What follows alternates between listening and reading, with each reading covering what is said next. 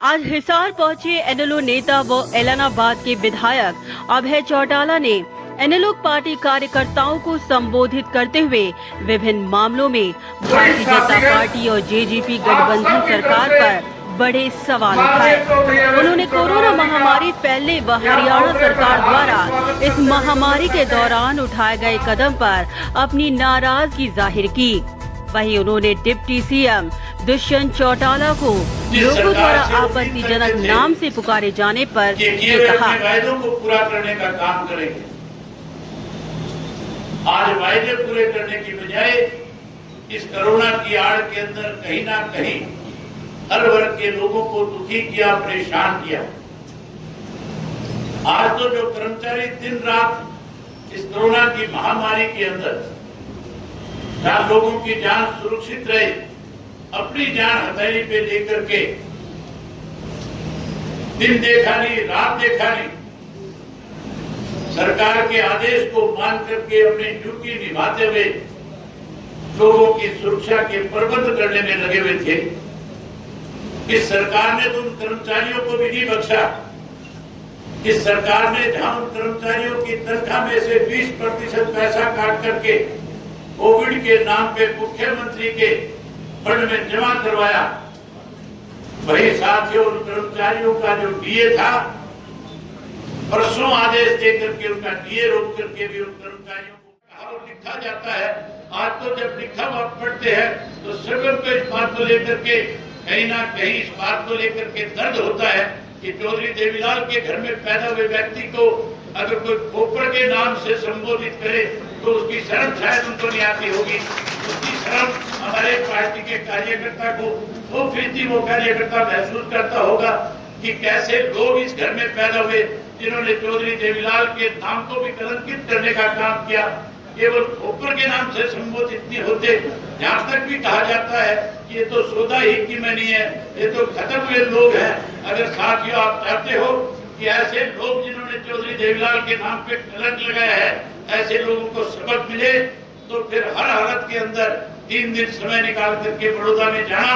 आपके बड़ौदा में जाने से इस प्रदेश में बदलाव आएगा, न केवल बदलाव आएगा बल्कि आने वाले समय में इंडियन नेशनल लोकदल पार्टी प्रदेश में सत्ता में होगी, आपका राज बनेगा, फिर से सरकार आपके द्वार लगेंगे, फिर से चौधरी ओम प्रकाश चौटाला इस प्रदेश की बागडोर संभाल करके इस प्रदेश को एक नया प्रदेश बनाने का काम करेंगे।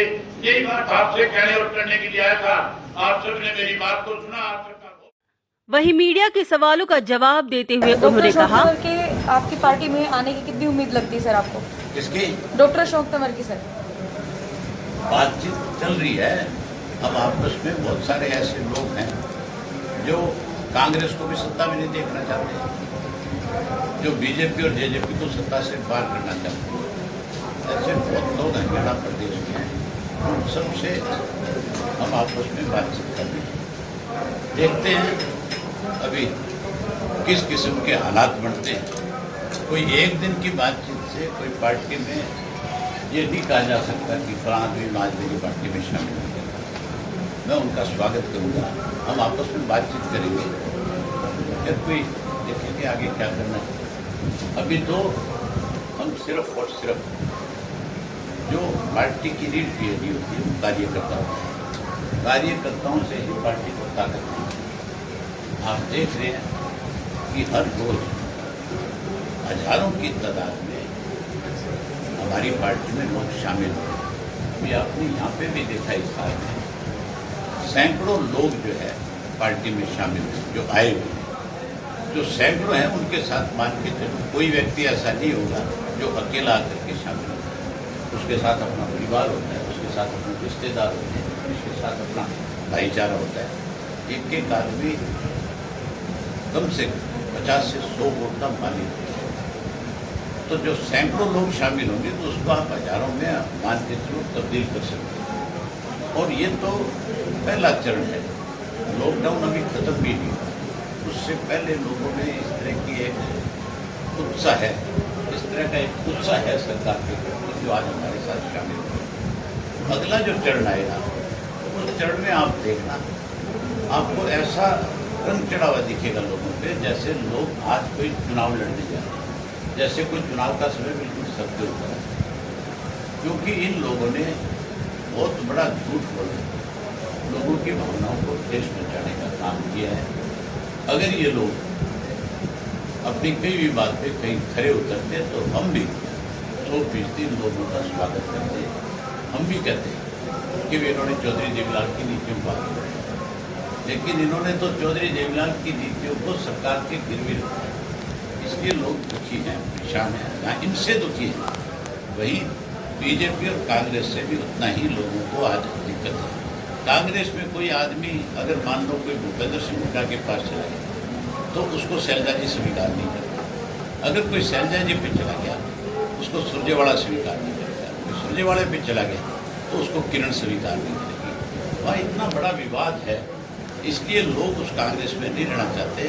अब वो कांग्रेस को छोड़ करके केवल और केवल जिस लोगों ने चौधरी ओम प्रकाश चौटाला का राज देखा है वो फिर से हमारे साथ आना चाहता है। इसलिए लंबी कतार लोगों की शामिल होने होती है।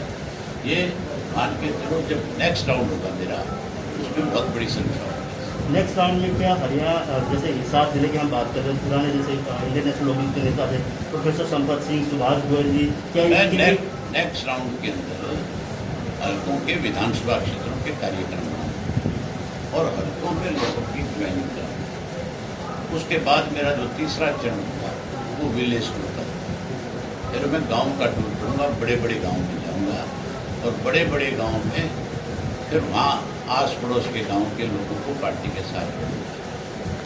100% आने वाले समय में इंडियन नेशनल लोकदल पार्टी का संगठन सबसे बड़ा होगा और जहाँ संगठन हमारा बड़ा होगा वहीं आप ये मान करके चलो कि आने वाला कल इंडियन नेशनल लोकदल पार्टी का। धन्यवाद।